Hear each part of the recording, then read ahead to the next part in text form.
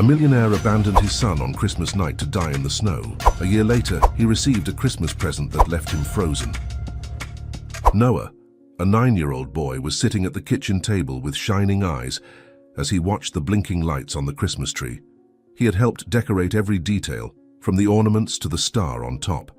The excitement was evident in every movement, in every word that escaped his small, hurried mouth.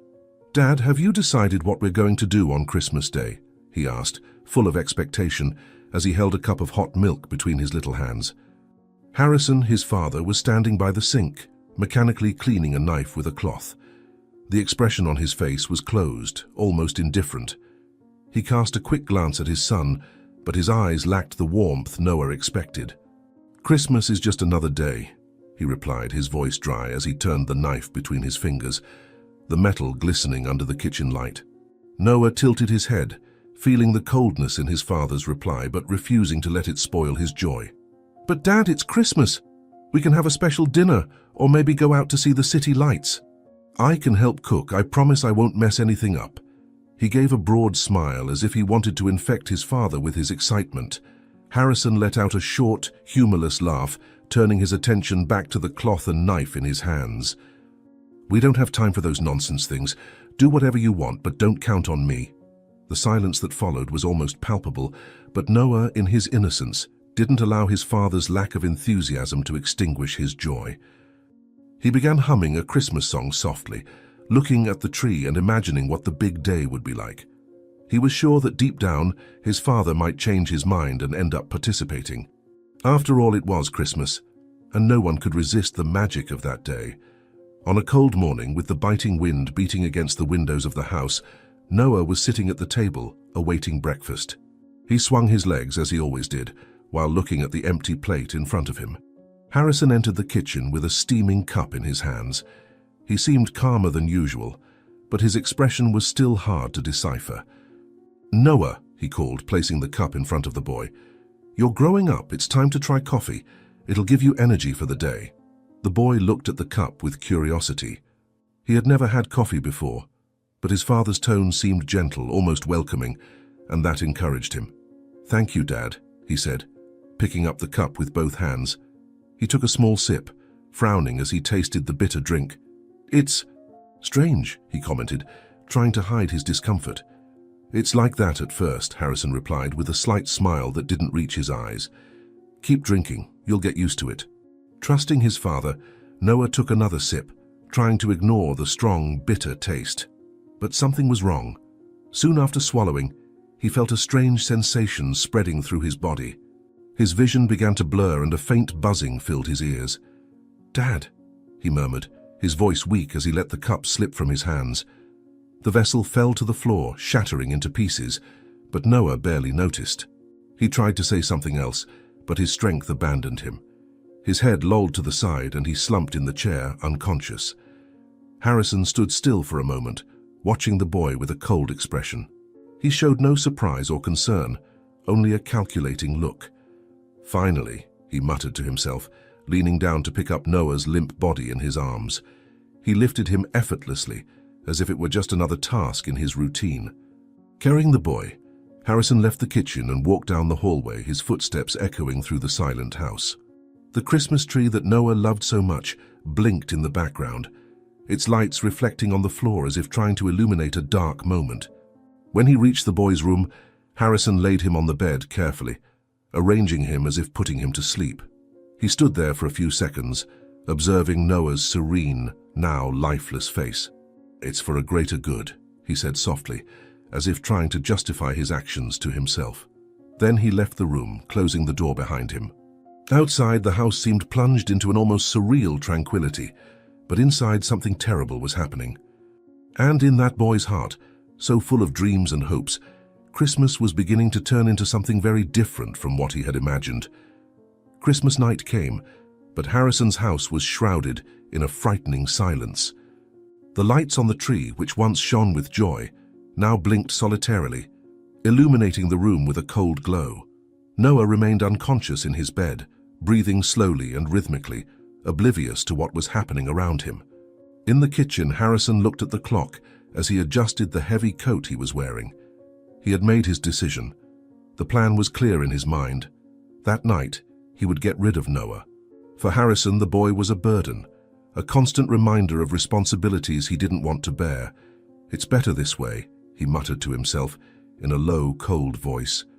"He has no one. No one will miss him." Harrison went up the stairs slowly, his steps echoing through the empty house. When he reached Noah's room, he carefully opened the door, observing the still, motionless boy.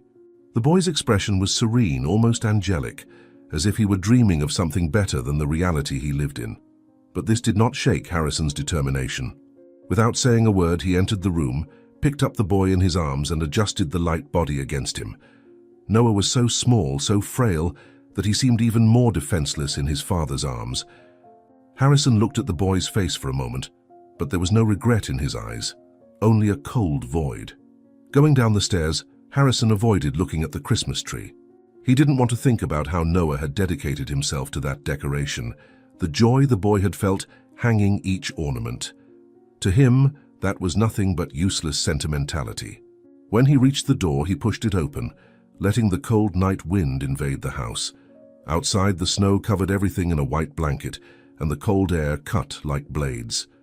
Harrison headed towards the car parked at the entrance, his steps leaving deep marks in the soft snow. He carefully placed Noah in the back seat, adjusting the seatbelt as if the boy was still conscious to notice. Starting the car, Harrison drove down the deserted road, the silence broken only by the sound of the engine and the wind blowing against the windows. He chose an isolated path, far from any movement. The place he had in mind was perfect, a clearing in the middle of a forest, where the snow fell heavier and where no one would look. When he finally arrived at the spot, Harrison turned off the engine, the sound of the car disappearing into the frozen vastness of the night. He remained in the seat for a few seconds, taking deep breaths as he observed the scenery before him. The forest was plunged into an almost absolute darkness, except for the faint glow of the moon reflecting on the snow that covered the ground like a white and immaculate carpet. He looked through the rearview mirror, seeing Noah's small body lying in the back seat, still motionless, and gripped the steering wheel tightly before finally getting out of the car. The cold night air hit his face like a slap, but he didn't hesitate. Harrison opened the rear door and picked up Noah in his arms again. The boy seemed even smaller and more fragile under the weight of his unconsciousness, and the falling snow melted upon touching his skin, forming small drops that trickled down his inert face. Harrison stared at the boy for a long moment, his expression serious and impassive. "You were never strong enough," he muttered, his voice broken by the vapor coming out of his mouth. It was almost as if he were trying to justify his actions to himself. The world has no place for the weak. He began to walk through the snow, each step leaving deep marks that would soon be erased by the incessantly falling snow. His arms carried the boy carefully, but his eyes remained fixed on the path ahead. When he reached the center of the clearing, he stopped, looking around to make sure the place was isolated. The silence was almost deafening, broken only by the muffled sound of his footsteps in the snow and the whisper of the wind through the trees. Harrison knelt down slowly, placing Noah on the ground with a strange tenderness, as if he were dealing with something precious. The contrast between the care of his gestures and the cruelty of his intention was almost disconcerting. He stood there for a few moments, looking at the boy's serene face. For a brief moment, his thoughts seemed to waver. He remembered when he held Noah in his arms as a baby, how he laughed loudly when he heard the stories Harrison told, how he looked at his father with unwavering admiration. But then, like a shadow extinguishing any trace of light, the hardness returned to his face. He shook his head, pushing away the memories that threatened to divert his plan. "This is for the best," he whispered to himself, slowly rising to his feet. "For him, and for me." Harrison took a few steps back, observing the boy's body in the snow, as if he were bidding farewell to something he no longer wanted to carry. He returned to the car, his steps slow and determined. When he got in and closed the door, he gripped the steering wheel tightly, his fingers digging into the worn leather. The silence inside the car seemed to amplify his thoughts, each one more cruel than the other. For an instant, he hesitated. His eyes turned to the rearview mirror, as if expecting to see something that could stop him from going forward. But there was nothing but darkness. He took a deep breath, pressing his foot on the pedal and starting the engine again. The car began to move, the headlights cutting through the cold night as he moved away from the clearing without looking back.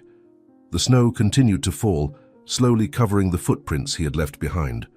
Noah's body remained there, small and motionless, a solitary figure surrounded by the white vastness. The wind picked up, howling through the trees as if lamenting the cruelty of that night. But the forest remained indifferent, a silent witness to a story marked by betrayal and coldness. When Harrison disappeared into the darkness of the road, the world around seemed to hang suspended in time. The night was so silent that each snowflake appeared to fall in slow motion, and there in the frozen clearing the boy lay, a fragile and vulnerable contrast amidst the relentless force of nature. Noah opened his eyes slowly, feeling the biting cold of the snow against his skin. The world around him was white and indistinct, with shadows of trees extending over him in the moonlight. For a moment he couldn't understand where he was or what had happened. His mind seemed foggy, as if he were emerging from a confused nightmare. He tried to get up, but something was wrong. His body wouldn't move. Panic began to take hold of him. He tried to move his arms, but they were motionless, buried in the snow. He tried to move his legs, but they seemed unresponsive. "What's happening?" he thought, desperation growing with every second. He opened his mouth to scream, but his voice was weak, almost inaudible, muffled by the cold wind that cut through the air. His eyes began to tear, not just from the intense cold, but from the fear that now completely consumed him. He tried to remember what had happened before waking up there. He remembered the coffee mug, the strange feeling of weakness. And then everything became a blur. "Dad," he thought, his eyes wide, "why did you do this to me?" The cold seemed to worsen with every second. The snow piled around his body, covering part of his clothes, and the wind whistled as if mocking his despair. Noah tried desperately to move any muscle, any finger, but nothing responded. He could feel his heart pounding fast in his chest, as if his body knew it was in danger but unable to react. "Someone, please help me," he thought, trying to scream again, but his voice came out only as a whisper lost in the wind. His eyes began to fill with tears, and he blinked with difficulty to prevent them from freezing on his cheeks. "I don't want to die here. Please, don't leave me here."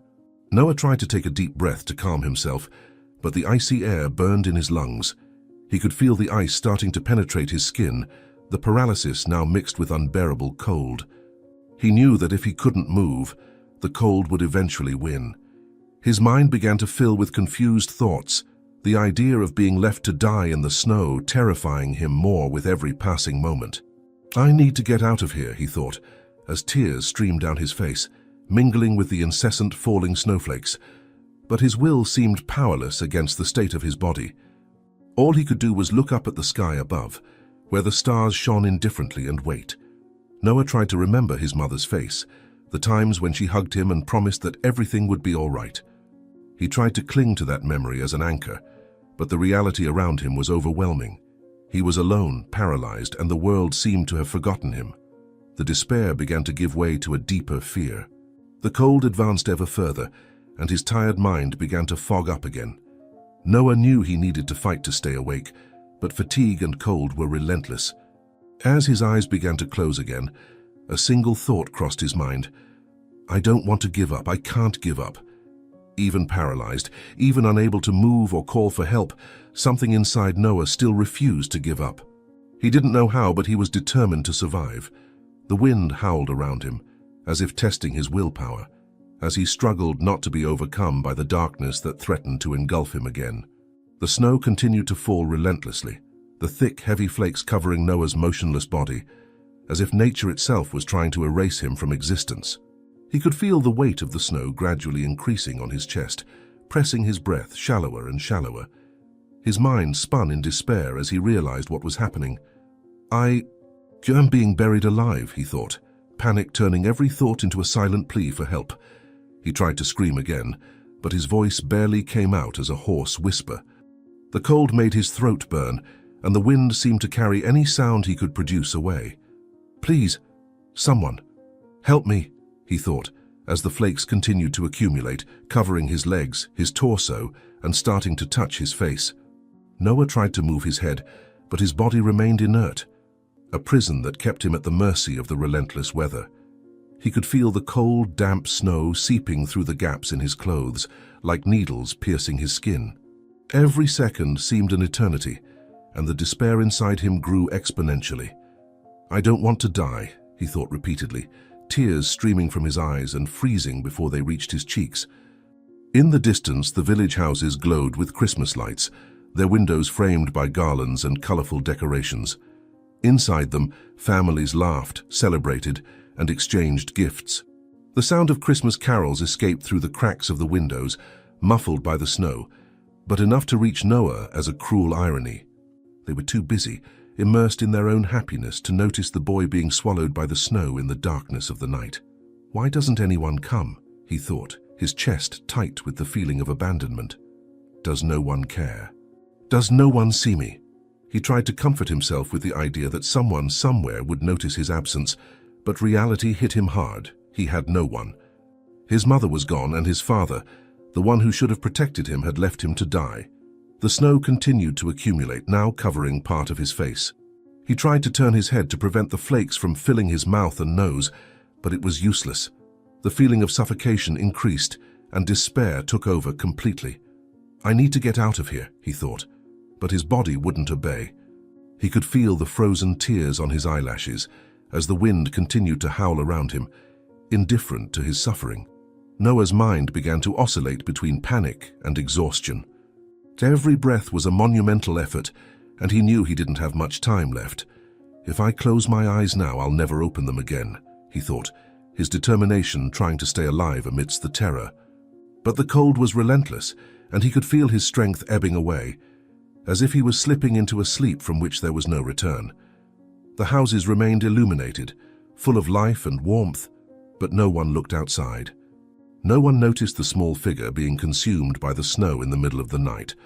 For them, it was just another Christmas night, full of joy and celebration. For Noah, it was a desperate battle for survival, waged in complete silence and solitude. As his thoughts began to cloud and consciousness threatened to abandon him, one last idea emerged in his mind. "I don't want to disappear like this. Someone, please, save me." Suddenly, a different sound cut through the silence of the night. Soft footsteps in the snow, each one accompanied by the rustling of a heavy cloak. The sound slowly approached, and even with his faltering consciousness, Noah realized that someone was there. His mind tried to scream for help, but his body remained motionless. He felt the snowflakes being brushed from his face by warm, delicate hands. Something was different. "Oh my God, you're alive," said a soft, urgent female voice. She knelt beside Noah, leaning over him. Her presence emanated warmth, something that contrasted with the biting cold of the snow. The woman had piercing eyes, full of concern, and her face partially hidden by the hood of a heavy coat. "Can you hear me? Are you hearing me?" Noah tried to respond, but his mouth wouldn't move. He wanted to scream, to cry, to say that he needed help, but all he could muster was a faint, almost inaudible sound. However, it was enough. The woman leaned closer, her eyes catching the small movement of his frozen lips. "You're trying to speak," she murmured, her tone a mix of relief and urgency. "Don't worry, little one. I'm here. I'll get you out of here." She began brushing the snow away from around him with her hands, trying to free the frail body that was almost completely buried. Noah blinked slowly, trying to stay awake. He didn't know who she was, but her voice was like a ray of light in the darkness. He knew he couldn't give up now. With all the effort he had left, he moved his eyes, looking directly at her, trying to convey what he couldn't say with words. "You're strong, I know it," said the woman, with a conviction that seemed to pierce through the layer of ice that enveloped him. "I won't leave you here. Hold on tight." She placed her hands under his shoulders, trying to lift him.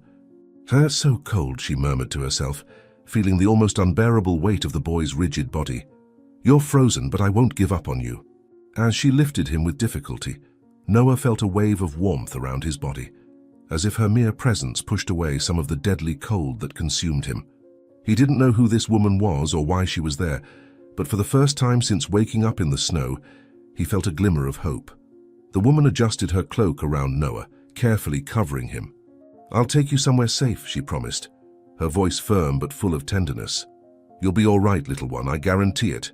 As she began walking through the snow, carrying the boy in her arms, Noah felt his consciousness start to waver again. But now, he wasn't afraid anymore. Even without knowing who this woman was, he trusted her. Somehow he knew she wouldn't leave him alone. The woman walked briskly through the snow, holding Noah in her arms as carefully as possible. Her breathing was heavy, each step sinking into the thick white layer, but her determination was unwavering. She looked at the boy in her arms, his face pale and almost lifeless, and pulled the coat tighter around him to try to keep him warm. "You'll be all right, I promise," she whispered, as if those words could protect him from the cold and the fear. Finally, the lights of a small hospital appeared on the horizon. It was a simple building, but bright and welcoming in contrast to the icy darkness of the night. The woman pushed through the glass doors with her shoulder, her voice ringing out firm and urgent. "Please, I need help. It's a boy. He's in really bad shape." Immediately, a nurse came running, followed by 2 doctors who were on duty. When their eyes fell on Noah's motionless body, they all froze for a moment, shocked by his condition. "My God, he's in critical condition," said one of the doctors, his voice grave. "Bring a stretcher now." The woman gently placed Noah on the stretcher that was quickly brought. "He was in the snow for a long time," she explained, her voice still breathless. "I found him almost completely buried. He was paralyzed but still breathing." The doctors exchanged quick glances, their expressions serious. "We need to stabilize him immediately," said another doctor as they began pushing the stretcher down the hallway. "Severe hypothermia, risk of multiple organ failure. He'll need full workups now." The woman tried to follow them, but one of the nurses gently placed a hand on her shoulder, blocking her path. "Ma'am, we need you to wait here. We'll do everything we can for him." She nodded reluctantly, watching as they took Noah away. The hallway seemed to close in around her, and the sound of footsteps and the stretcher faded quickly. She sat down in a nearby chair, her shoulders slumped, but her gaze remained steady. "He'll be all right," she murmured to herself, clutching her coat tightly as if trying to convince herself of her own words. Meanwhile, Noah was taken to the emergency room, where the medical team worked frantically. He was hooked up to monitors, and the room filled with the sounds of machines recording his vital signs. "Blood pressure is dangerously low," said a nurse, adjusting the oxygen tubes. "Let's do a CT scan and blood tests now," ordered the doctor. "We need to assess the extent of the damage caused by the cold exposure." Noah, still unconscious, looked frail under the bright lights of the room. As they took him for the exams, a doctor mumbled softly to himself, "He was lucky someone found him in time."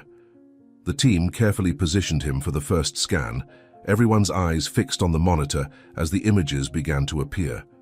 "The organs seem to have resisted better than we expected," said one of the doctors with a tone of relief. "But he's still in critical condition. We need to keep him warm and hydrated. Hypothermia has caused severe damage to the nervous system." As the exams continued outside, the woman waited, her hands clasped as if silently praying. She knew that night was crucial for the boy and that everything would depend on the next moments. The clock struck midnight, but for her, time seemed to stand still. After hours of exams and procedures, the doctor emerged from the emergency room with a grave expression, but also a slight relief in his eyes. He found the woman in the hallway still sitting in the chair, her shoulders tense and her gaze fixed on the door through which Noah had disappeared. When she noticed the doctor approaching, she quickly stood up. "How is he?" she asked, her voice charged with anxiety. The doctor took a deep breath before answering. "He's alive, thanks to you. If you hadn't found him and brought him here, he would have died from the cold. The exposure was severe, but we managed to stabilize him. However, we found something in the tests that needs to be explained." The woman frowned, the concern on her face increasing. "What is it? He's going to be okay, isn't he?" The doctor nodded slowly, choosing his words carefully. "Yes, he will recover, but we found signs of a toxin in his system, something that causes temporary paralysis. That's why he couldn't move. This toxin is dangerous, and combined with the extreme cold, it put his life at risk. We're still monitoring his vital signs, but we need to wait for the effect of the toxin to fully pass."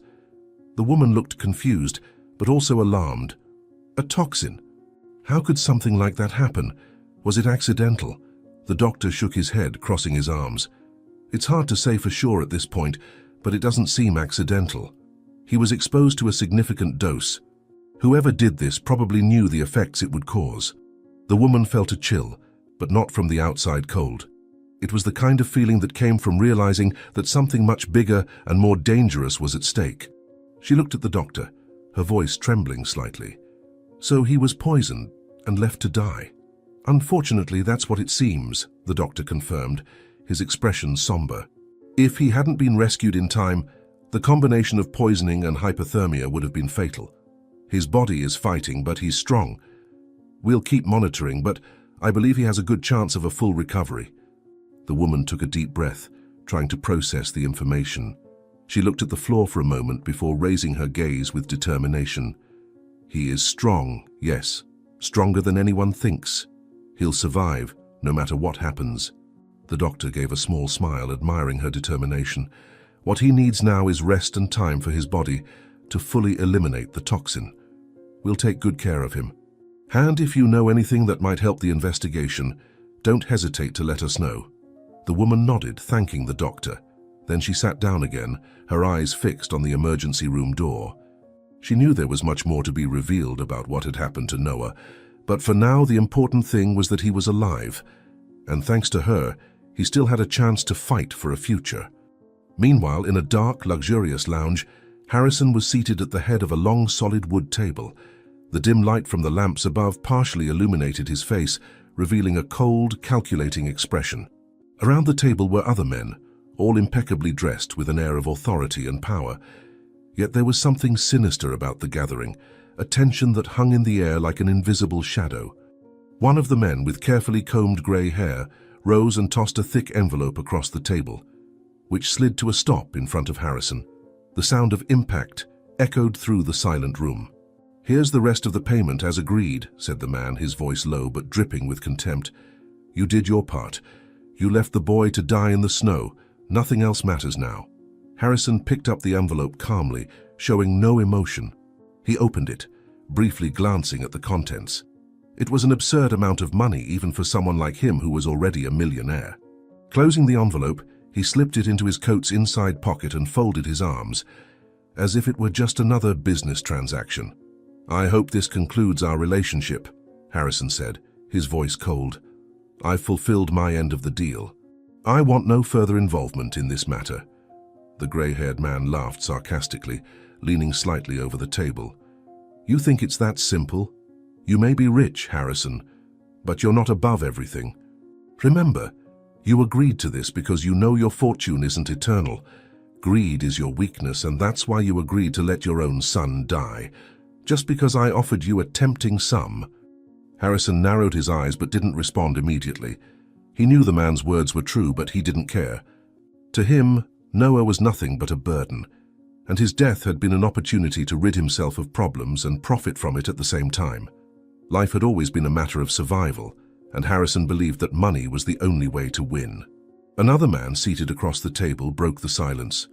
"You really are a man without scruples, Harrison, agreeing to take money to abandon your own son, all because one of us here couldn't stand his mother.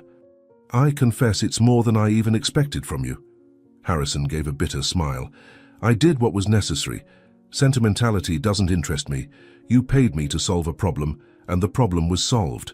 Don't come moralizing now." The grey-haired man took a step back, folding his arms with an air of superiority before slowly sitting down.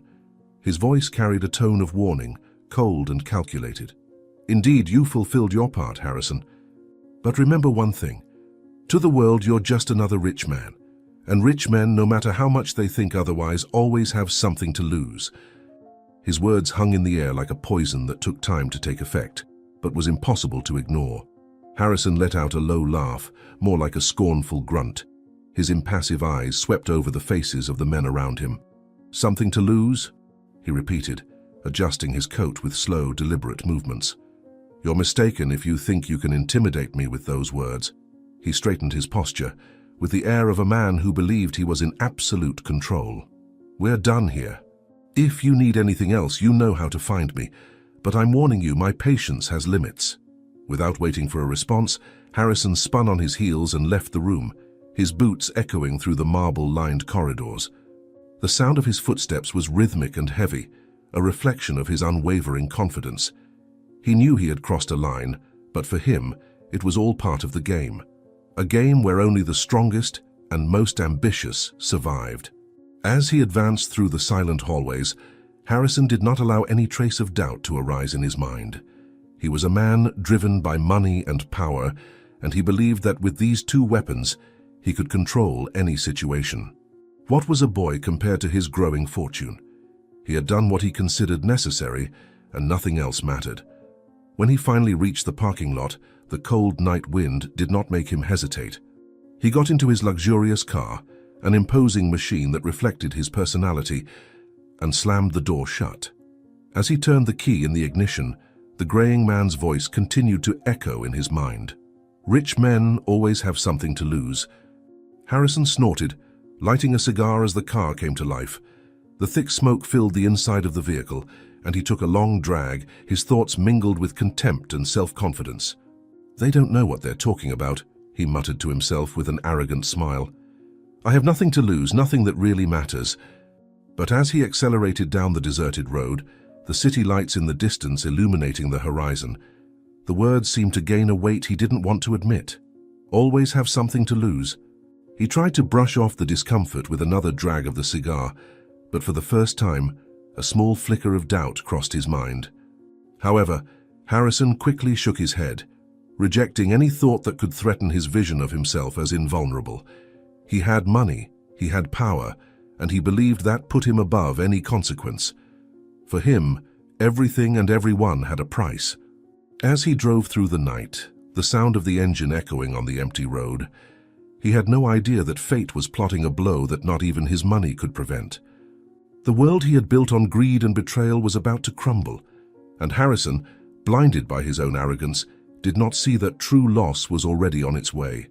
5 days had passed since Noah was found in the snow, and the hospital with its white walls and sterile atmosphere had become an unlikely refuge for him. The effect of the toxin in his body was beginning to fade, and finally he could move his fingers, his arms, and even his legs. But with the return of movement came memories of paralysis, helplessness, the cold snow covering his body as he struggled not to disappear. In the hospital bed, Noah slowly moved his hands, gripping the sheet tightly. His eyes began to fill with tears as the memories came back in full force. I thought I would never get out of there," he said, his voice broken by sobs. He covered his face with his small hands, as if he wanted to hide from himself the despair he felt. It was so cold, so dark. No one could hear me.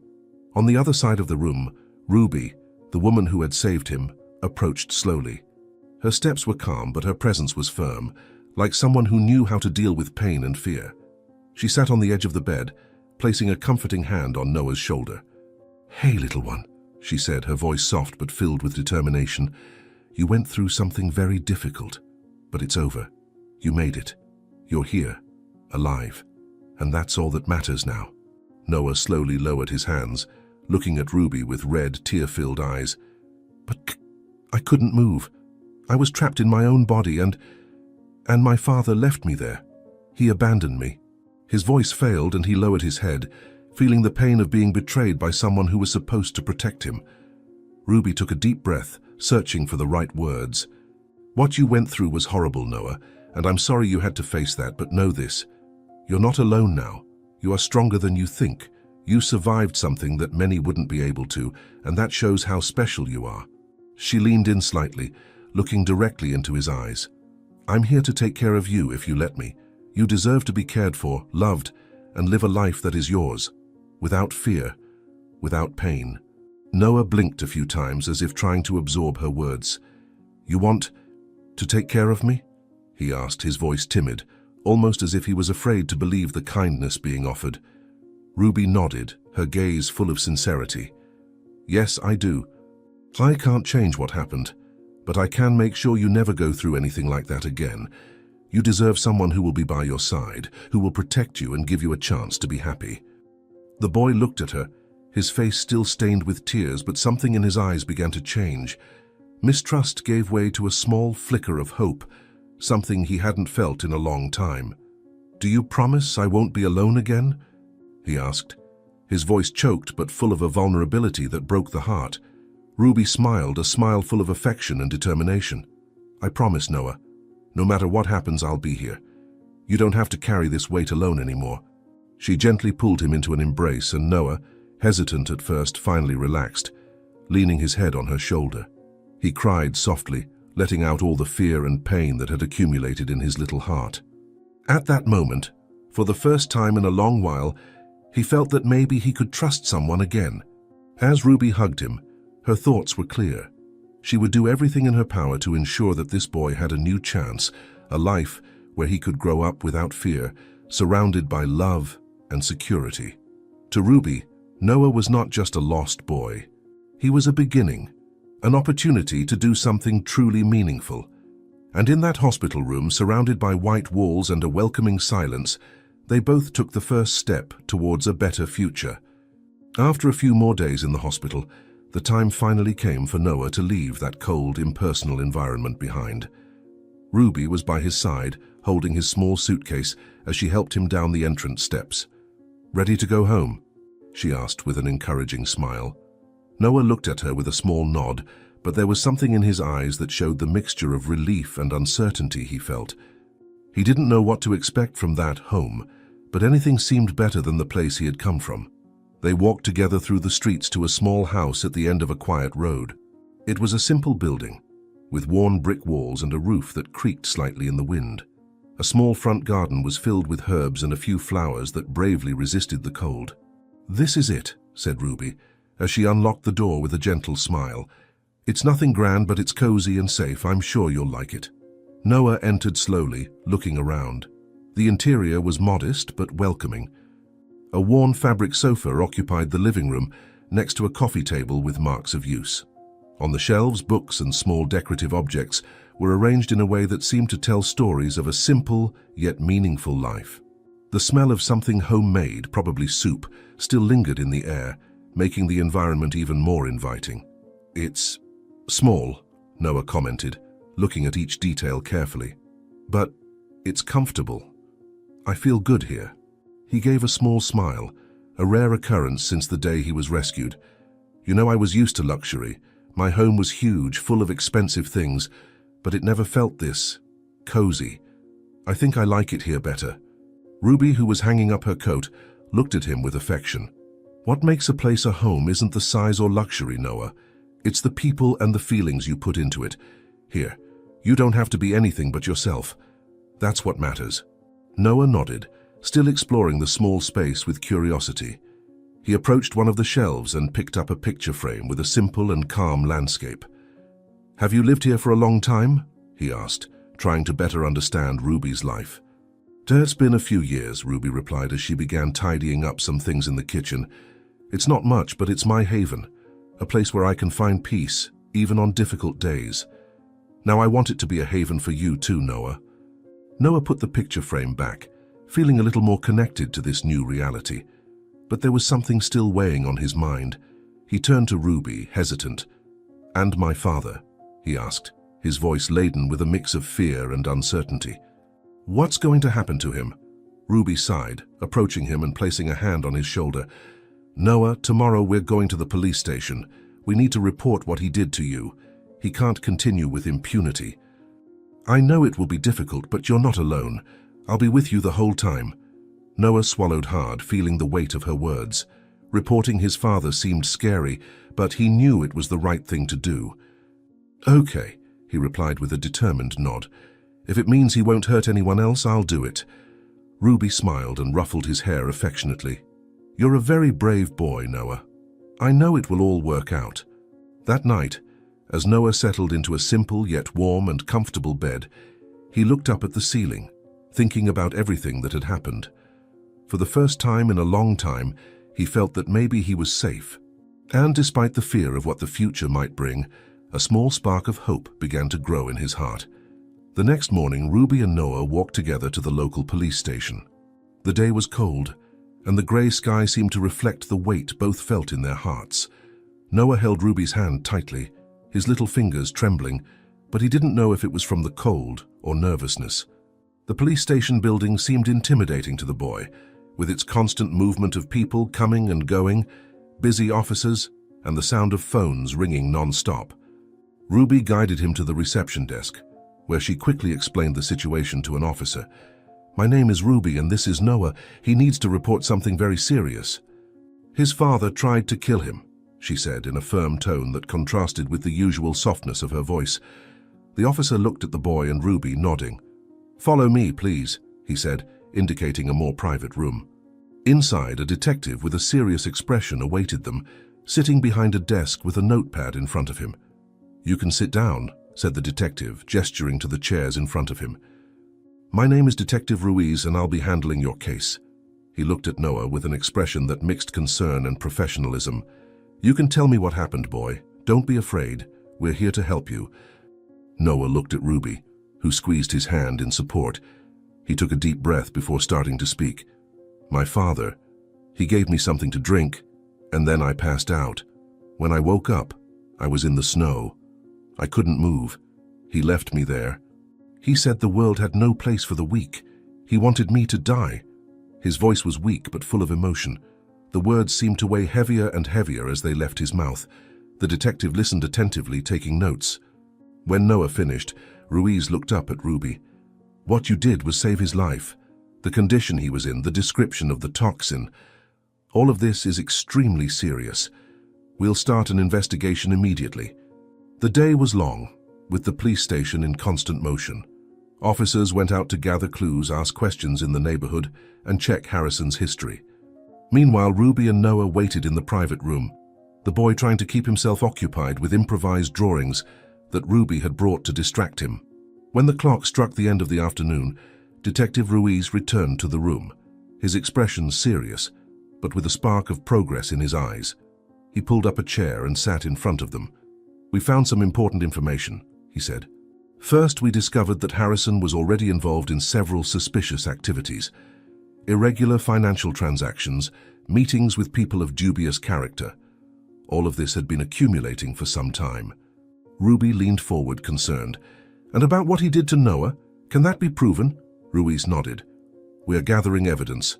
We spoke with some neighbors, who confirmed seeing strange movements at his house on the night the boy disappeared. Additionally, we have medical records showing the toxin in Noah's body, which corroborates his story. We're connecting the dots." Noah looked at the detective with a mixture of hope and fear. "Will you find him?" he asked, his voice almost a whisper. Ruiz paused, his tone softer. "We'll do everything we can, Noah, but your father is missing. He ran away, and we now have a search warrant to locate him. It may take time, but we won't give up." Ruby put a hand on Noah's shoulder, trying to comfort him. "The important thing is that you're safe now. They'll find him sooner or later." The detective looked at both of them seriously. "You need to stay alert.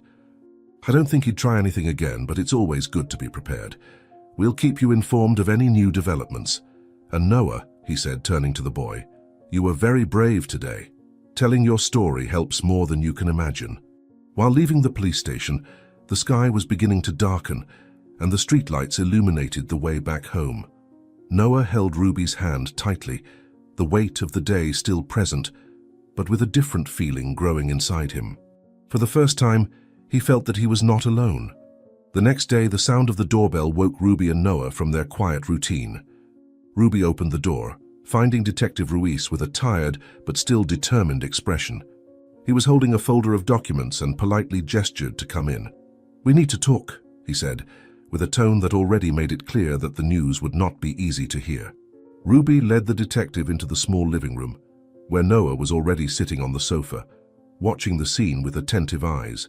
Ruiz placed the folder on the coffee table and sat in one of the nearby chairs.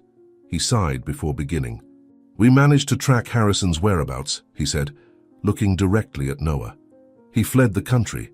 He used connections to leave discreetly, and for now is out of our direct reach." Noah felt a tightness in his chest. The idea that his father, the man who had abandoned him to die, was now beyond the reach of justice made him feel a mixture of anger and helplessness. "And now?" he asked, his voice small but full of concern. "Will he come back? Can he find me?" Ruiz shook his head, trying to calm the boy. "For now, there is no indication that he will try to come back. We are working with international agencies to locate him, but these processes can take time. In the meantime, I want you to know that you are safe here. He cannot hurt you again. Ruby squeezed Noah's hand, a silent gesture of support. "Thank you, Detective," she said. "We will do our best to keep Noah protected and with a normal life." Ruiz nodded, standing up. "If you need anything, get in touch. We won't give up on this case." He gave Noah a small, encouraging smile before leaving the house in a heavy silence. After the door closed, Noah looked at Ruby, his eyes still full of questions. "So, he's away now?" he asked, trying to find some security in the situation. Ruby nodded, stroking his hair. "Yes, he's far away. And I'm here to make sure you stay safe. Let's focus on you, Noah, on your life, your future. He can no longer control you." Noah took a deep breath, feeling a little lighter. After a few minutes of silence, he looked at Ruby with curiosity. "Can I ask you something?" "Sure," she replied, sitting beside him. "Why were you walking alone on Christmas night?" he asked, his voice hesitant. "Don't you have anyone?" Ruby paused for a moment, her gaze lost in memories. "No," she replied with a wistful smile. "I don't have anyone.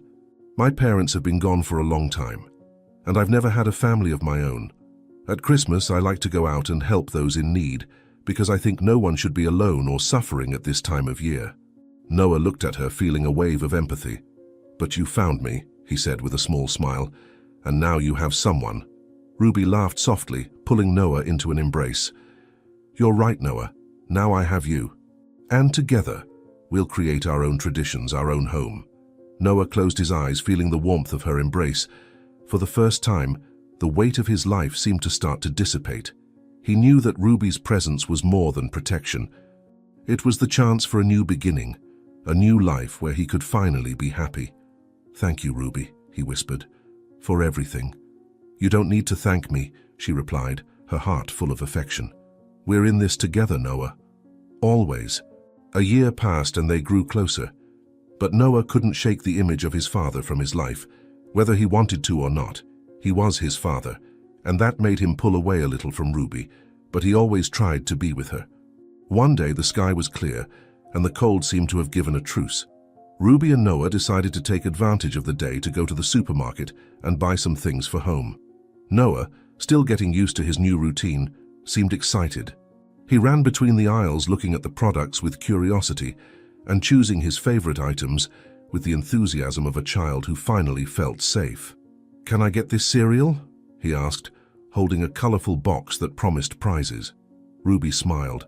"Sure, but only if you also grab something healthy to balance it out," she teased, pointing towards the nearby fruits. Noah laughed, darting to the fruit section to grab some bananas. Everything seemed calm and light, as if the weight of the past few weeks had dissipated a little. But as they stood in the checkout line, something shifted. Ruby was placing the items on the counter when her eyes drifted to a figure passing by the adjacent aisle. Her smile vanished, and her posture stiffened, as if she had seen something that froze her in place. It was a gray-haired man, dressed simply but with a presence that seemed to dominate the space around him. He paused for a moment, grabbing something from the shelf, but as he looked up, his eyes met Ruby's. Both stood motionless as if time had stopped. The man seemed as startled as she was, and his gaze held something indecipherable: shock, recognition, perhaps even remorse. Noah, sensing the sudden silence, looked at Ruby, and then at the man who still stood frozen in the aisle. "Ruby, do you know him?" Noah asked, his voice breaking the tense atmosphere, though it carried a childlike tone of concern. Ruby didn't respond immediately. Her eyes were locked on the man as if time had halted. Her expression wavered between surprise and something deeper, a mixture of emotions Noah had never seen before. The man, too, seemed unable to look away. His shoulders were tense, and his breathing, even from a distance, seemed heavy. Finally, Ruby drew a deep breath, averting her gaze as if to break that silent tether. She looked at Noah, her face laden with a seriousness he didn't fully comprehend. "Let's finish up here and go home, Noah," she said, her voice quieter than usual but with an attempted steadiness. Yet, there was an evident tremor to her words that didn't go unnoticed by him. Noah frowned, puzzled, but decided not to question it at that moment. He picked up some of the groceries and placed them in the cart, noticing that Ruby was more distracted than ever. She didn't check the prices or scan the items like she usually did. Instead, her gaze kept darting back to where the man was standing. It seemed as if she wanted to make sure he wasn't following them, but at the same time, there was something in her look that hinted that maybe she wished she understood why he was there. As they finally made their way through the checkout and out of the supermarket, the chill outside seemed more intense than before. Noah, clutching Ruby's coat sleeve, who had gone unusually quiet, couldn't contain his curiosity any longer. "Who was that man, Ruby?" he asked again, his voice now firmer, though still carrying the innocence of a boy who just wanted to understand what was happening. Ruby paused for a moment, drawing a deep breath before looking at him. "Someone I didn't expect to see," she said, squeezing his hand lightly. But her gaze quickly drifted, and Noah knew there was more to that answer than she was willing to admit. "Let's go home. It's all right now," she added, trying to reassure him, but her voice had a nervous edge that made it all seem less convincing. On the way back, Noah remained silent, but his eyes watched Ruby attentively. He noticed how she seemed lost in thought, her eyes fixed on the path ahead but not really seeing. It was as if she was trying to sort through something in her mind, something she didn't want to share, at least not yet. The silence between them was heavy, almost palpable, as if the air around them was charged with unanswered questions. As they walked along the quiet streets, Noah finally broke the silence again. "You're worried about him, aren't you?" he asked, with the honesty and curiosity typical of a child. "Did he do something to you?"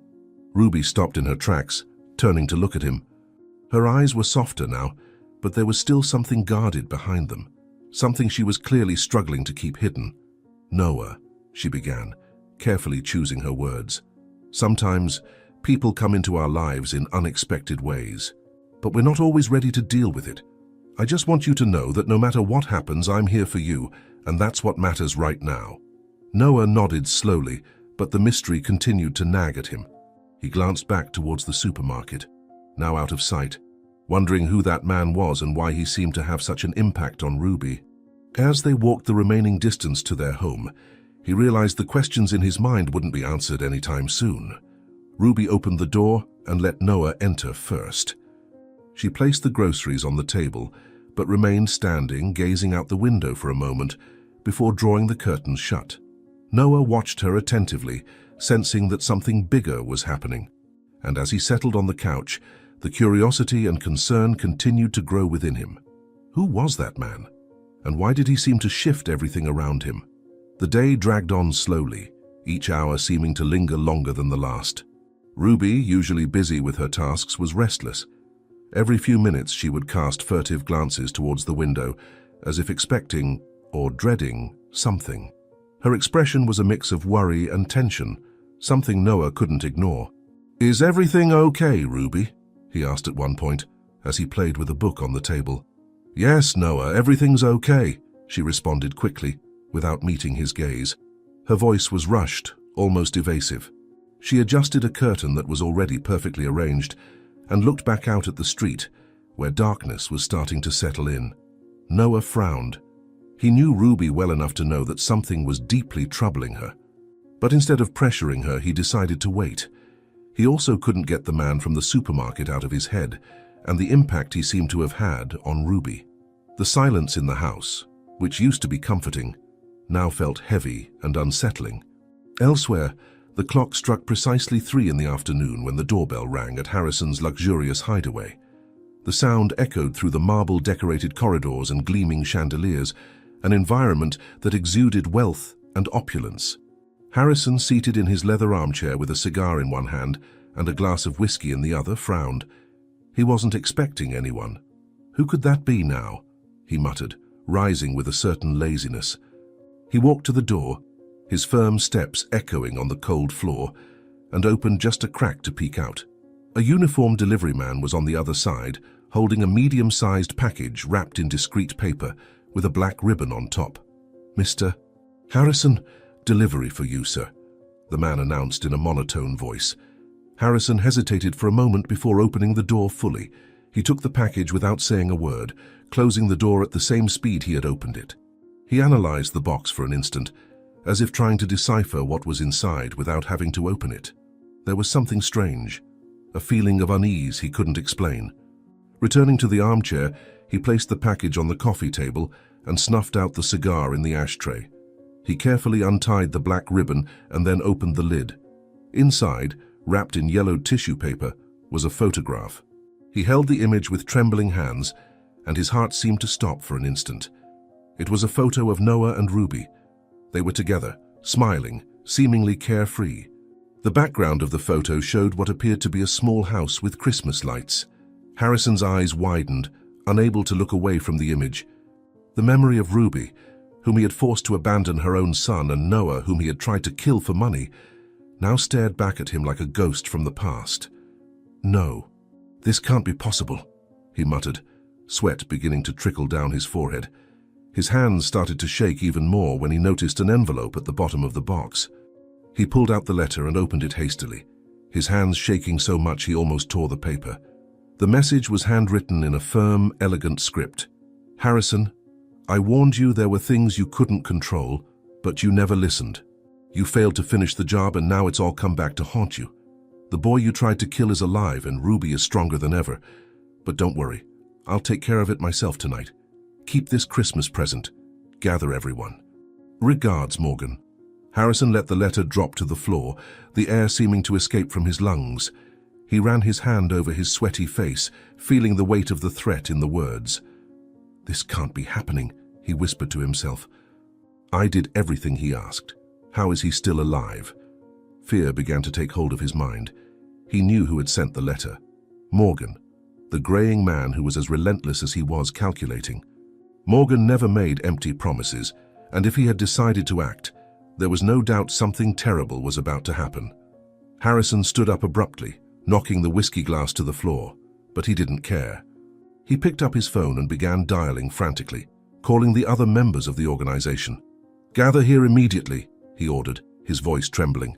"We have a problem, and it's serious." He hung up the phone and began pacing back and forth in the room, his hands clutching the photo of Noah and Ruby as if it were a reminder of his failure. He knew Morgan was dangerous, but underestimating him had been his biggest mistake. Now, with that threatening letter and the weight of the past approaching like a storm, Harrison felt the ground beginning to crumble beneath his feet. He looked at the photo again, his teeth clenched in anger and fear. "This can't end like this," he muttered to himself, trying to regain control of his thoughts. But deep down he knew the night promised to be long, and none of those involved would come out unscathed. At least she dies today. Back at Ruby's house, the night fell quickly, bringing with it a cold wind that made the windows tremble. Noah was in his room trying to distract himself with drawings, but Ruby's restlessness seemed to have contaminated the environment. He lay down on the bed but couldn't sleep. The silence of the house was interrupted only by the occasional sound of Ruby pacing back and forth. Suddenly, the sound of knocks on the door echoed through the house, shattering the tranquility of the night. It was a loud and insistent sound, making Noah's heart race. He sat up in bed immediately, his eyes wide towards the bedroom door. For a moment he was paralyzed, hearing the knocks echo again, this time louder. In the living room, Ruby froze midway, looking at the door with an expression that mixed fear and determination. She took a deep breath, but didn't move immediately. Outside, the knocks continued, each time more intense, echoing through the house like a silent threat. Noah, still in the room, felt a chill run down his spine. He wanted to run to the living room to see who was there, but something held him back. He knew that Ruby's world was full of secrets, and now it seemed that one of them was knocking on the door. Ruby hesitated for a moment before finally opening the door. Her hands were trembling, but her gaze was firm, as if she already knew who would be on the other side. And there he was, the grey-haired man they had met at the supermarket. His eyes carried a threatening intensity, and his presence seemed to dominate the environment. He took a step forward, approaching her with an expression of contained fury. "Stay quiet," he said in a low tone but full of threat, raising a finger towards her. "Don't say a word, Ruby. I've waited too long for this. You think you can run away, leave me behind, and just disappear as if nothing happened?" Ruby took a step back, her body rigid like a statue. "What do you want?" she asked, her voice almost inaudible, but laden with determination. The man laughed, but there was no humor in his laugh. "You know what I want. I've been looking for you for years, Ruby. For years. And when I finally found out what you did, marrying that worthless Harrison, trading everything we had for him, that was an insult I'll never forgive." Ruby closed her eyes for a moment, trying to recompose herself, but her voice failed to respond. I did what I had to do. You were a monster. I couldn't stay. The mention of Harrison's name made Noah's heart stop for an instant. He was hidden behind the hallway door, listening to every word. His small world, already so full of uncertainties, seemed to collapse again. If Ruby was talking about Harrison, then that meant it couldn't be. But all the pieces started to fit together. The woman who had saved him, who had promised to protect him, could be his mother.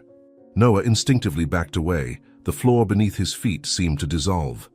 He covered his mouth with his hands, trying to muffle any sound that might escape, but his mind was in chaos. Meanwhile, in the living room, the gray-haired man took another step forward, narrowing his eyes. You thought you could hide from me forever, Ruby. Well, here I am, and now you're going to listen to me.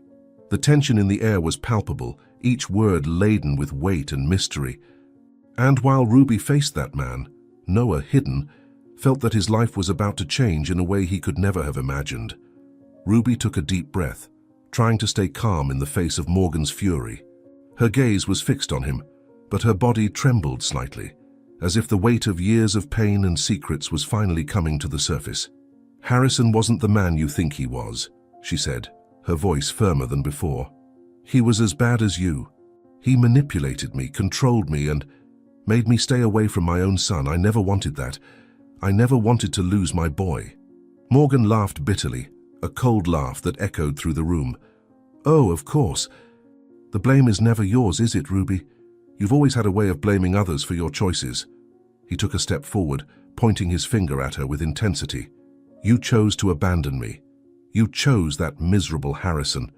Everything that happened after is your fault, Ruby. Yours. Ruby's eyes shone with tears, but she refused to give in. I did what I had to do to survive, Morgan. You'll never understand, because you never cared about anyone but yourself. Her voice trembled, but there was a strength behind her words, a strength that came from years of suffering and struggle.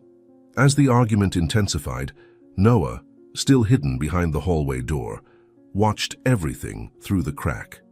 His heart was racing and his mind was a whirlwind. Ruby's words echoed in his head, made me stay away from my own son. He tried to process what he was hearing, but the truth seemed too big to comprehend all at once. Suddenly Morgan, in the midst of his rage, turned abruptly, as if he had sensed something. His eyes scanned the room until they fixed on the crack of the door where Noah was hiding. His eyes narrowed, and his face hardened even more as he noticed the little observer. Ruby, noticing the change in Morgan's expression, followed his gaze and felt her heart stop for an instant. Noah, she murmured, with a mixture of alarm and despair as the boy's presence brought a new weight to the situation. The silence that followed was suffocating, charged with tension. Morgan stared intently at the crack, as if he could pierce through the door with his gaze, and Noah, paralyzed, knew he could not hide much longer. Morgan took a step forward, pointing his finger in Noah's direction, his expression laden with contempt and coldness. That boy should be dead, he said in a low voice but filled with venom. I paid that coward Harrison to finish the job. To poison him, leave him to die in the snow, to get my revenge on you. And here he is, alive. It seems I can't trust anyone to do things right. Ruby stood paralyzed, her face paling as Morgan's words echoed through the room. She brought her hand to her mouth, trying to process what she had just heard. You tried to kill my son? Her voice was a whisper, almost inaudible but charged with disbelief. Tears began to well up in her eyes, but a flame of fury was quickly growing within her. How could you, Morgan? How could you do something so monstrous?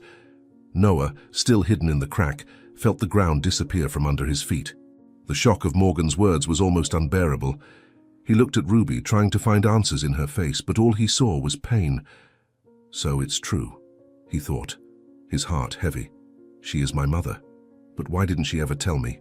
Morgan scoffed, shrugging as if what he had confessed was insignificant. Why did I do it? Because you deserved it, Ruby. You betrayed me. You left me for Harrison, and when I found out you had a son, I realized I could use that against you. He was just a tool, a way to make sure you suffered for the rest of your life. Ruby took a step forward, her eyes filled with tears, but also with a fierce determination. Her voice, though trembling, cut through the silence like a sharp blade. You're a monster, Morgan. All you do is destroy lives. You've destroyed so much, caused so much pain, but you won't get to do it again. Not with my son. I should have known you'd still be obsessed with revenge, unable to move on, unable to be anything but a shadow of what a man should be. Morgan raised his eyebrows, surprised by her courage, but soon the surprise gave way to a cruel smile. He took a step towards Ruby, the tension in the air becoming almost tangible. "You think you can stand up to me, Ruby?" he asked, his voice low and full of venom. "You think you can stop me now? You were always so naive. Don't you see you've already won this battle in your head? But in reality, the only person in control here is me." He paused, the smile on his lips widening, an expression of perverse triumph. "You think this is all? Now that you know everything, you and that boy will have to die. In fact," he paused again, leaning slightly towards her as if sharing a perverse secret, "I knew I'd do this from the moment I saw you in that grocery store. It was always the plan." Morgan's words fell like thunder, filling the room with an emotional darkness that seemed to suffocate any hope. Ruby took a deep breath, her eyes quickly searching for the hallway door where Noah was hiding. She knew he could hear every word, that he could feel the threat, and it made her heart ache even more. How could she stop someone like Morgan from hurting her son again? How could she protect Noah, especially now that the truth had been revealed? Noah, on the other side of the door, felt his heart pounding so hard it seemed to echo in his ears. He wanted to scream, to run, to do something, but fear kept him immobile. The revelation that Morgan had planned his death was terrifying, but what truly consumed him was the discovery that Ruby was his mother. With every word from Morgan, he struggled to understand why she hadn't told him before. Why had she left him living in doubt for so long? Why hadn't she told the truth from the beginning? Meanwhile, Morgan continued advancing slowly, his presence dominating the environment.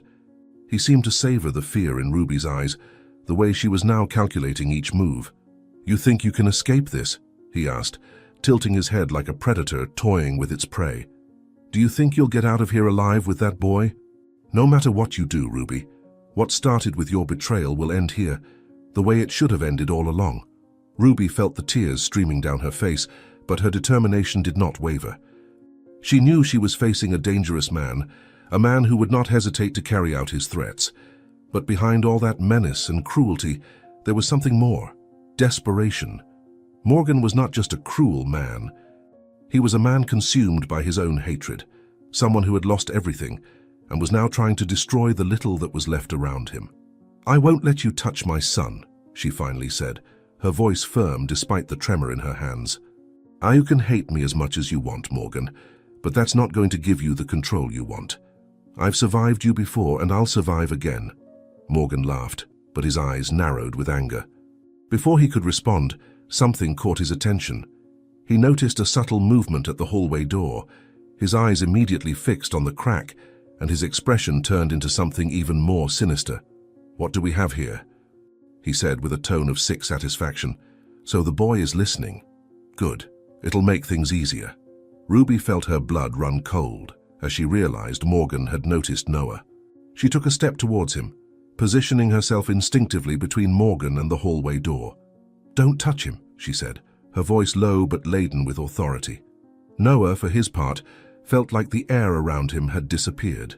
He knew he had been discovered, and now the weight of the moment was almost unbearable. He didn't know what he would do, but one thing was certain: that moment would change their lives forever. Morgan quickly advanced, grabbing Ruby's arm with a force that made her gasp. "Enough talk," he growled, roughly pulling her towards the door. "You're coming with me, Ruby. We're going to settle this now, the way it should have been settled years ago." "Let me go, Morgan," Ruby shouted, trying to break free, but his strength was relentless. She struggled, trying to pull her arm back, but Morgan's uncontrolled rage made him even more dangerous. "You're acting like a madman! Let me go!" The shouts echoed through the house, and Noah, still hidden, felt his heart pounding. He wanted to help, to stop it, but fear paralyzed him. When he finally managed to move, he saw Morgan dragging Ruby out of the house, pushing her toward a parked car. "Ruby!" Noah shouted, running after them, but it was too late. Morgan opened the car door and practically threw Ruby into the passenger seat. He quickly got in and slammed the door shut. Noah ran to the car, trying to open the door or get Ruby's attention, but Morgan had already started the engine. "Stay away, kid!" Morgan yelled out the window as he peeled out at high speed. Noah tried to run after the vehicle, his small steps struggling against the weight of the snow that seemed to pull him back with every movement. "Ruby, don't go!" he shouted, his desperate voice cutting through the frozen silence of the night, but quickly swallowed by the roar of the engine and the biting wind. The tears streaming down his face froze on his skin, but he could barely feel the cold. All that mattered was catching up to them, stopping Morgan from taking her away. His legs burned with the effort and his lungs ached, struggling for air in the icy air. The snow was getting deeper, and he stumbled with every step, but he didn't stop. "Ruby!" he shouted again, his voice breaking from the strain. He could see the taillights of the car blinking as the vehicle moved farther and farther away. They seemed so close and yet impossibly out of reach. Finally exhausted, Noah tripped and fell to his knees in the snow. The coldness enveloped him instantly, but he didn't even try to get up. His eyes remained fixed on the horizon, where the car's lights had completely disappeared into the darkness. He let out a scream of frustration, the sound coming out as a desperate roar that echoed into the silent night. The sound seemed to carry all the pain and helplessness he felt at that moment. "I couldn't do it," he muttered to himself, his heavy breathing creating clouds of vapor in the cold air. The tears continued to stream down his face, but he made no move to wipe them away.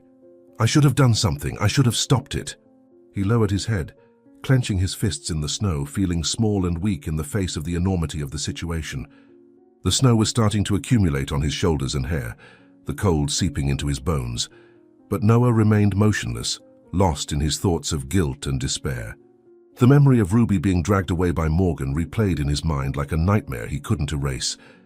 Every word she said, every scream of resistance, echoed in his head, fueling his sense of failure. But then, in the midst of the emotional darkness, something shifted.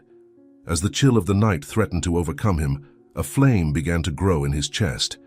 It wasn't big, but it was enough to rekindle his strength. He thought of Ruby, of everything she had done for him, of the sacrifice she was making now.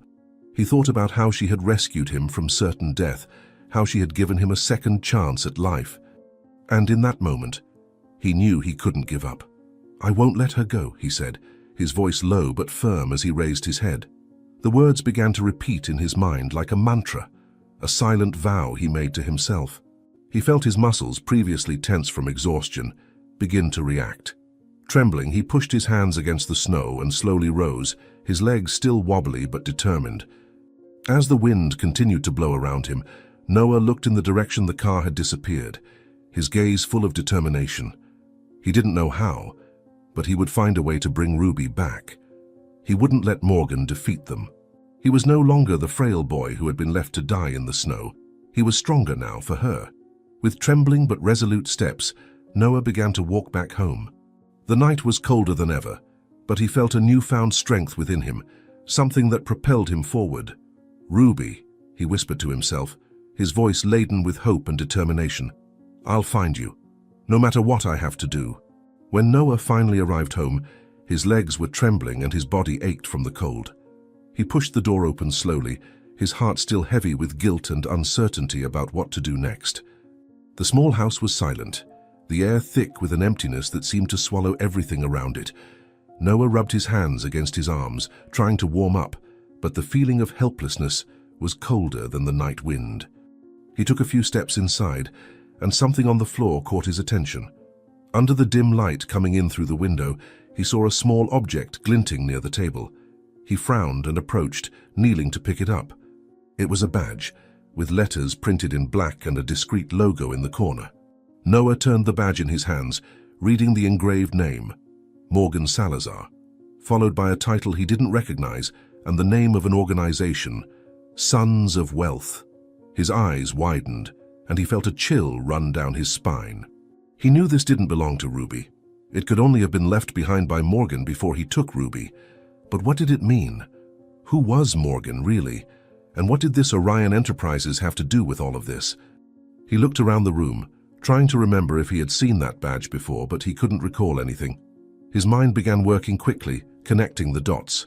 If Morgan had left that behind, maybe it was a clue, a way to find out where he might have taken Ruby. Noah gripped the badge in his hands, his heart pounding. He knew it was important, but he also knew he needed help. He couldn't face Morgan alone, not after everything that had happened. "Ruby," he whispered, feeling the tears return to his eyes. "I'll find you. I promise." With the badge still in his hands, Noah felt a new wave of determination. He knew the answer lay in that name and that organization.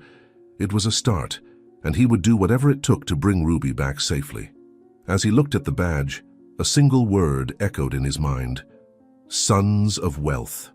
Meanwhile, Morgan drove along the deserted road with Ruby tied and motionless in the passenger seat.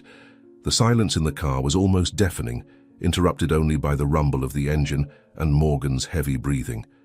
He seemed absorbed in his thoughts, his eyes fixed on the road, but there was a glint of somber satisfaction in his gaze. After some time, the car entered through imposing gates that opened automatically, revealing a luxurious property surrounded by immaculate gardens and architecture that exuded opulence. It was the kind of place that seemed to exist only for those at the top of the world, a refuge where obscure secrets were protected by high walls and discreet guards. Ruby was dragged inside a grand hall, her hands still bound and her mouth covered by a tight cloth. The sound of muffled laughter and carefree conversations filled the air. She tried to look around, and what she saw made her stomach churn. Elegantly dressed men and women, crystal glasses in hand, acting as if they were at a party. But there was something sinister in their expressions, something that made the atmosphere even more suffocating. Morgan pushed her into a chair in the center of the hall and tied her wrists to the chair's arms with thick ropes. Around her, members of the Sons of Wealth, an organization that used their fortune and power to manipulate and control, watched her with interest. Among them, to Ruby's shock, was Harrison. "Harrison," she murmured, his name trembling as it left her lips. He was there, impeccably dressed, with the same arrogant look she remembered. He crossed his arms and slowly walked up to her, a cold, cynical smile forming on his face. "Welcome, Ruby," Harrison said, his tone oozing with disdain. "Long time no see. I knew Morgan would eventually find you. He's persistent after all." Morgan laughed, a dry, contemptuous sound. "You think you're in control here?" he asked, tightening his grip on Ruby's arm. She gasped but tried not to show the fear she felt. "You have no idea who you're dealing with. One wrong move, and I'll kill her." The officers exchanged glances, clearly assessing the situation. "It doesn't have to be this way, Morgan," said one of the agents in a calmer tone. "Let the hostage go and we can talk. You don't need to make things worse." "Talk?" Morgan replied through gritted teeth. "You think this is a game?" "I'm not giving myself up. Not to you and definitely not to her," he said, shooting Ruby a hateful glare. "She caused this. It was always her." Ruby tried to keep her composure, even with the blade pressed against her skin. "Morgan," she said, her voice low and steady, "it's not too late to stop. You're not getting out of this if you keep going. Think about what you're doing." Morgan laughed again, but there was something unhinged in his eyes. "Shut up, Ruby. You think I don't know what I'm doing? You're the reason for all of this. I lost everything because of you. Now you're going to pay the price." Meanwhile, Harrison tried to sneak away from the scene, but one of the officers quickly restrained him. "Stay where you are!" the agent shouted, pointing his gun at him. Harrison raised his hands, his face twisted with anger and fear. The tension in the hall rose with every passing second. The officers kept their weapons trained, waiting for an opening. Morgan, on the other hand, seemed more and more cornered, his desperation growing. Ruby knew he was acting purely on emotion now, and that made him even more dangerous. "Morgan, listen," she said again, trying to appeal to whatever reason he might have left. "You don't have to do this. Let me go and turn yourself in. It doesn't have to end this way." Morgan looked at her for a moment, and for an instant there seemed to be a flicker of hesitation in his eyes. But then he shook his head, pressing the knife even harder against Ruby's throat. "Shut up!" he yelled again, his hands shaking slightly. "I decide how this ends." The officers braced themselves to act, their voices murmuring quiet commands. The tension was at its peak, and everyone knew the next move could determine the outcome of the situation. In the growing chaos, Harrison saw an opportunity to escape. He moved slowly toward the side of the hall, keeping an eye on the officers and the organization members, now trying to hide or negotiate their surrender. When he judged no one was paying attention to him, he started running towards a side exit but didn't get far. "Stop right there," an officer shouted, pointing his gun at him. Harrison froze in place, reluctantly raising his hands. "I have nothing to do with this," he protested, his voice a mix of fear and indignation. "I'm just a guest. I didn't even know what was going on." "You're just as guilty as the others," the officer replied, as another agent approached to cuff him. Any attempt to flee only makes it worse. Harrison continued to grumble as he was led away, but his arrogant demeanor had vanished, replaced by a pale, defeated look. Around him, one by one, the other members of the Sons of Wealth were being apprehended, some still trying to resist verbally, while others accepted their fate in silence. However, Morgan remained steadfast in the center of the hall, clinging to Ruby with even more strength, and now pointing a gun directly at her head. "Nobody move!" he shouted, his voice echoing through the space. His eyes were wild, his hand movements shaky. "You think you've won? You think you can get me? I'm still in control here." The officers paused, keeping their weapons aimed but not advancing. One of the agents stepped forward, trying to calm him down. "Morgan, put the gun down," he said, his voice calm but firm. "There's no way out for you now. Don't do something that'll only make the situation worse." "You don't understand anything," Morgan yelled, pressing the gun harder against Ruby's head. She was breathing heavily but trying to stay as calm as possible, despite the terror she felt. "I have nothing to lose. If I go down, she's coming with me." Ruby looked at him sideways, trying to keep her composure. "Morgan, it doesn't have to end this way," she said, her voice low but laced with determination. "You can still surrender. You can still stop." "Stop?"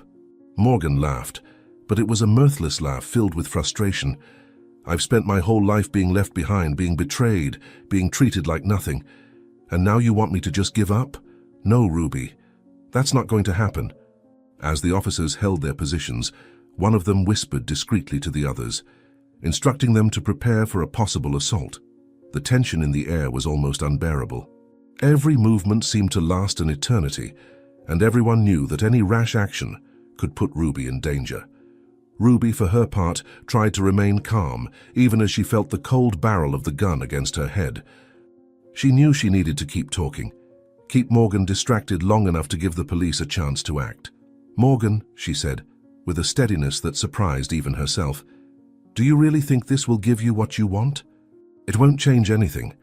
You won't walk out of here as the powerful man you imagine yourself to be. All you'll do is destroy what's left of you." Ruby's words seemed to strike something in Morgan, for he hesitated for a brief moment. But his expression quickly hardened again, and he shouted again, "Shut up, you don't know anything." The officers took advantage of this hesitation to slowly approach, each moving in silence while keeping their guns trained. The tension continued to grow. The hall plunged into an almost absolute silence, broken only by the occasional murmurs of surrender from the other members and Harrison's distant grumblings as he was led away. The decisive moment was approaching, and everyone knew they would need to act with precision. Ruby's life hung by a thread, and the next few seconds would be crucial in deciding the outcome of that terrifying night. Morgan began to breathe with difficulty, sweat dripping down his forehead. He looked around, realizing he was surrounded. There was no more escape. The officers approached slowly, their weapons firm and ready to act. Morgan's hand, which held the gun to Ruby's head, began to visibly tremble. He knew he had no way out. "Morgan," said the closest officer, his voice firm but calm, "it's the end of the line. Drop the gun. Don't complicate things further for yourself."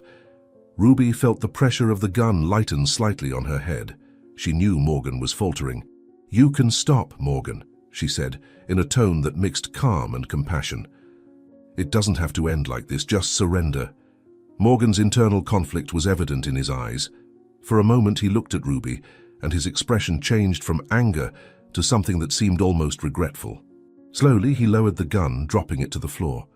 "You've won," he muttered, his voice laden with weariness and resignation. "Take me." The officers acted immediately, ushering Ruby to safety and quickly handcuffing Morgan. He didn't resist, letting himself be taken away. As he was escorted out of the hall, the once formidable Morgan seemed a shadow of himself, defeated by the weight of his own choices. Ruby fell to her knees, breathing deeply as she tried to process what had just happened. Before she could fully recompose herself, she heard a familiar voice calling her name. "Mom!" Noah shouted, running across the hall towards her. Ruby looked up and saw her son coming towards her. Tears began to roll before she could say anything.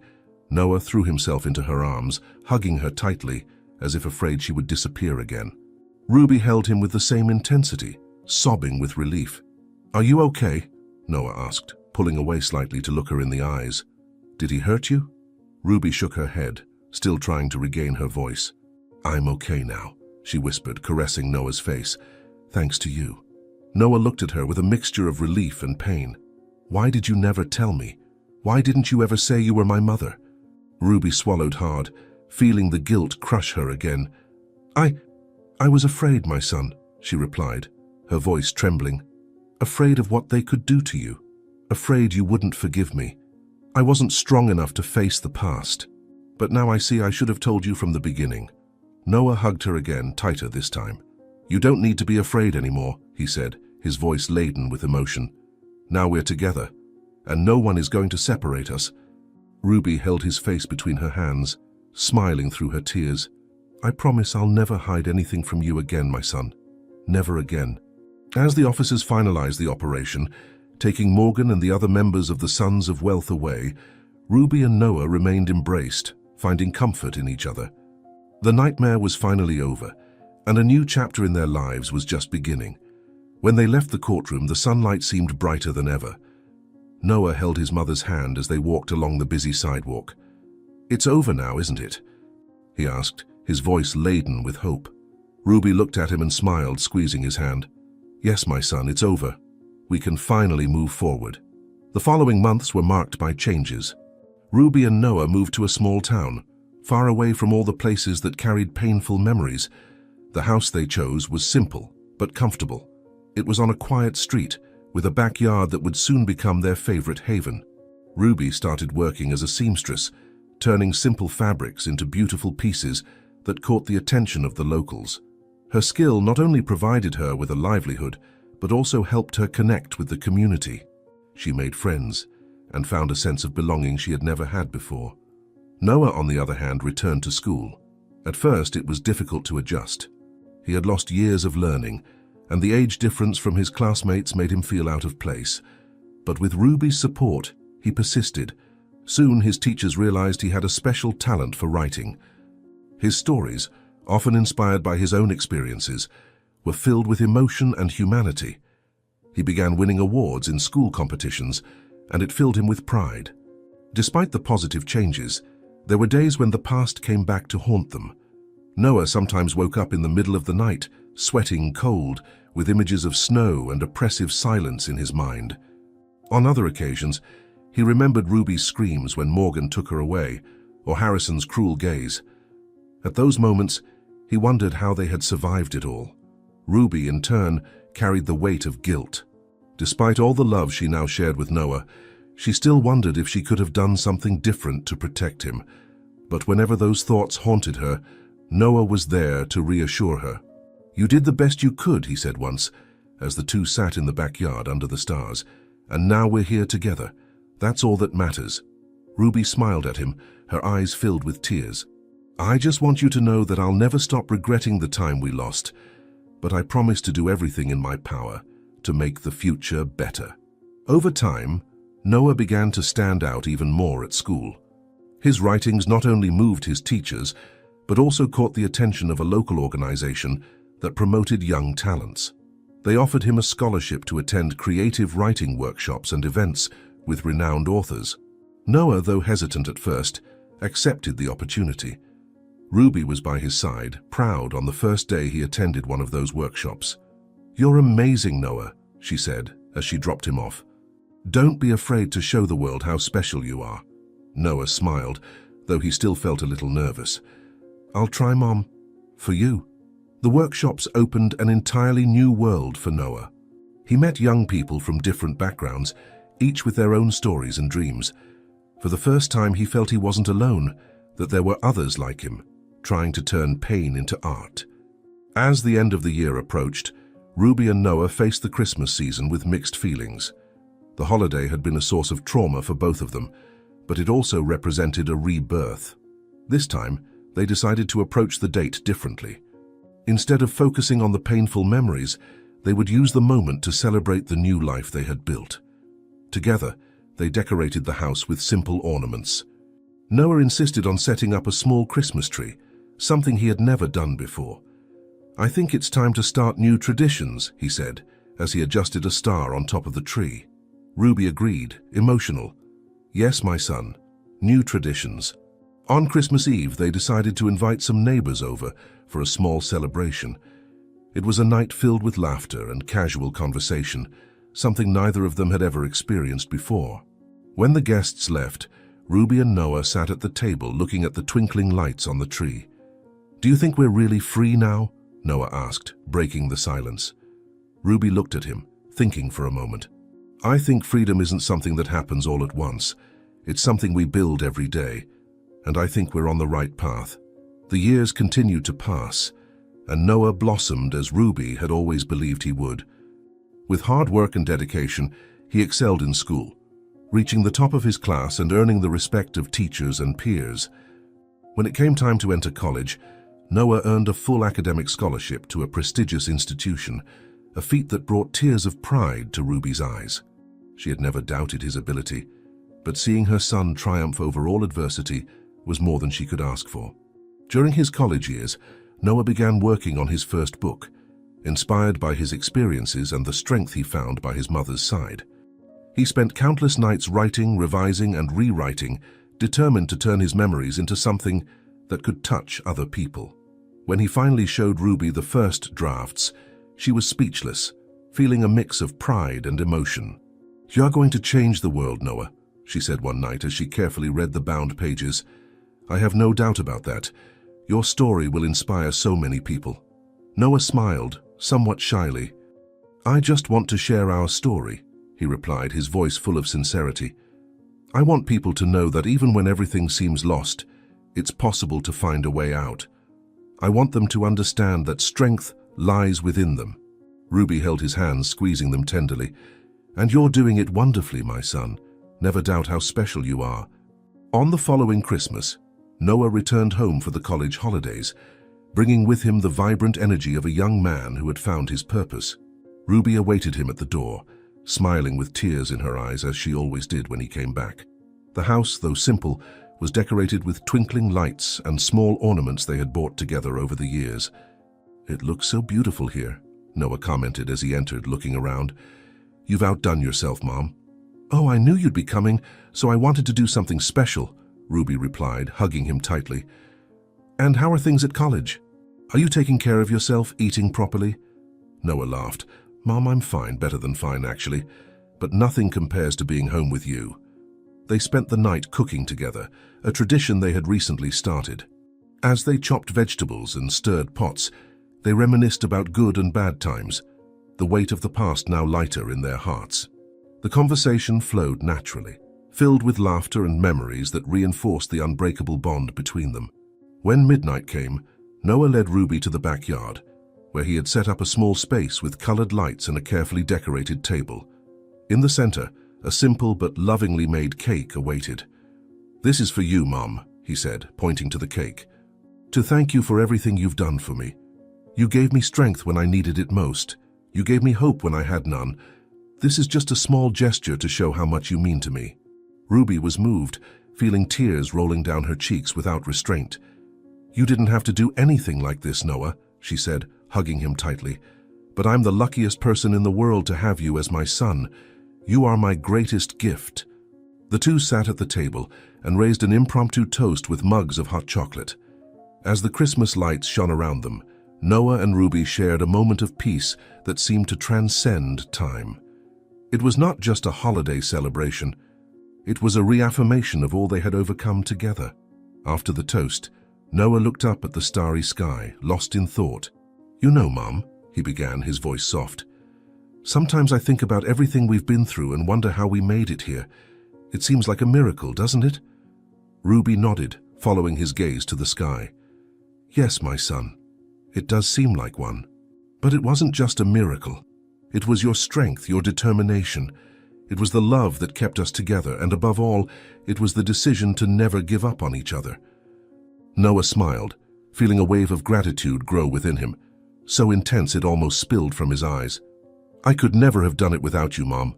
Every step I took was because you were there, guiding me even when the world seemed to be crumbling around us. You gave me strength, even when you had none for yourself. You gave me hope, even when there seemed to be none. And now, more than ever, I want to give back. I want to do for you what you did for me, to make sure you never want for anything.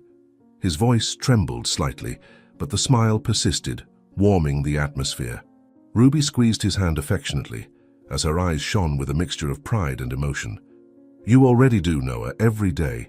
Each of your gestures, each word, is proof that you've become the man I always dreamed you'd be. No matter the challenges, you faced them with courage and never gave up, neither on yourself nor on me, and I know you will do that for many others too, because that's who you are, my son. Your words have the power to inspire, to heal, to bring light to those in darkness. The world needs that, Noah. It needs your heart. Noah swallowed hard, feeling the weight of his mother's words hitting him squarely. He looked at her face so familiar, marked by time, yet still filled with a beauty that only a life lived intensely can bring. You always told me that the most valuable things can't be bought, Mom, and now I understand that more than ever. The love, courage, and resilience you taught me are the greatest treasures I could ever have. They've brought me to this point, and if the world needs me, it's because you first gave me to the world. You taught me to be strong, to never give up, to always believe that something good can emerge, even from the worst situations. Ruby caressed his face with her free hand, her eyes filling with tears. Noah, you are my greatest gift. Watching you grow, overcome obstacles, and become such a special person fills me with joy and pride. But what moves me most is seeing how you never forget where you came from, never forget who stood by your side. That's what makes you a unique person. And I know that what you're doing, the path you've chosen, will impact many lives. You have a gift, Noah, a gift for connecting, for touching people's hearts. Use it wisely and never lose the essence of who you are. He squeezed her hand back harder now, as if he wanted to convey all the love he felt at that moment. I'm only like this because you never let me forget who I am, Mom. You showed me what it means to fight for what's right, even when the world is against you. That's what I want to take with me in everything I do. I want to honor what you taught me and spread it, Mom. If I can touch one person's life, the way you touched mine, it will have been worth it. Ruby smiled, letting a tear roll down her face. And you will, Noah. I'm sure of it. Because the love you carry is greater than any obstacle that may arise. And it's that love that will transform the world around you. Remember, my son, that true success does not lie in material conquests, but in the lives we touch along the way. And looking at you, I already know that you are more successful than I could ever imagine. The silence that followed was filled with a profound understanding between the two of them, a connection that transcended words. For Noah, his mother's presence was a constant reminder that he would never be alone, no matter how difficult the journey became. And for Ruby, seeing the man Noah had become was the reward for a lifetime of sacrifices. They didn't need to say anything else in that moment. The love they shared was evident in every gesture, every look. Finally, Noah broke the silence, his voice soft but firm. I promise, Mom. I promise I'll take this forward. Everything you taught me, all the love you put into me, I'll pass it on, through my words, my actions, or simply by being present for those who need it. I want you to know that no matter what happens, you will always be my inspiration, the reason I keep going. Ruby nodded slowly, the smile remaining on her lips. And I'll always be here for you, Noah, in every choice you make, in every step you take. Even when I can no longer be physically by your side, you'll have my strength, my love, to guide you. Never forget that, my son. Noah leaned in to embrace her, enveloping her in a gesture that said everything words could not express. It was an embrace filled with gratitude, respect, and above all, love. A love that was the foundation of everything he was and everything he would become. If you enjoyed this story, take the opportunity to leave your like and subscribe to our channel. Your participation is essential for us to continue bringing exciting and inspiring content almost daily. Don't miss the next incredible story that is coming. We appreciate your company and support. And look, on your screen you'll find special links to more stories we've carefully chosen for you. Click right now and discover narratives full of emotion and unforgettable moments. We're waiting for you there.